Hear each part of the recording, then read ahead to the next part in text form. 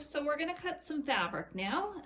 For this particular project, I need some 3-inch blocks, some 2-inch blocks, and 2.5-inch blocks in this gray fabric. So I'm gonna show you how to create a straight edge to start your cut. So sometimes, we'll start on this side actually. Sometimes when you buy fabric at the quilt shop, it's not straight. You can see here, right there, that it's not. So I did press this. I've had it folded since, so it's still fine. There's no major wrinkles. So I'm just going to smooth it out. And first thing I need to do is create a straight edge to start all my cuts from. So I'm just going to bring my ruler over. I've got my fabric lined up on the bottom on the fold. So I know that the fold is a straight edge. So I need to create another straight edge here. So I've lined my fabric up with one line on my cutting mat, just that one for today. And then I need to move my ruler over where I get the most fabric, or sorry, waste the less fabric from a cut.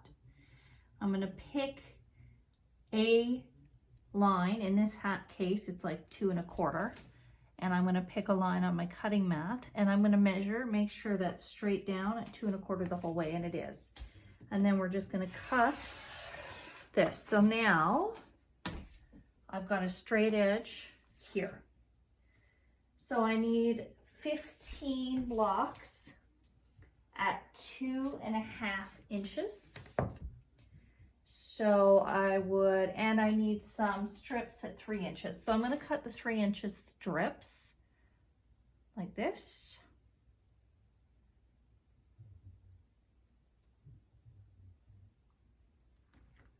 So I've made sure that I'm at 3 inches here, and also that it's straight across the bottom. And I'm gonna cut. You'll notice when I hold my ruler, I hold it with my hand like this and not flat. So when my hand is flat, the ruler moves. Your pressure from your rotary blade will make it move as you cut. I hold my ruler like this. It's harder to move. It still moves, so you just got to be careful when you're cutting. If you have a clean rotary blade, you'll be able to do one swoop up like I did. If you have an older rotary blade that needs replacing, you may have to kind of cut a little bit, walk your fingers up, and continue your cut so your ruler doesn't move. So once we've got our strip cut, then we can grab another fabric strip and subcut our blocks.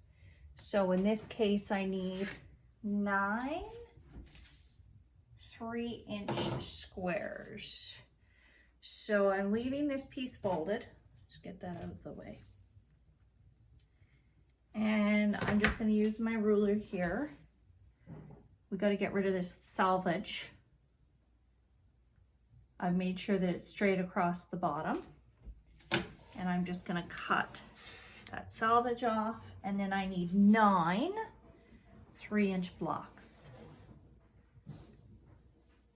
So I've got my 3 inches across and a straight line on the bottom. So that's 2 because my fabric's folded.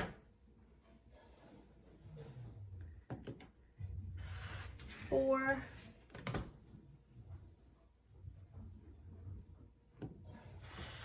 6, 8,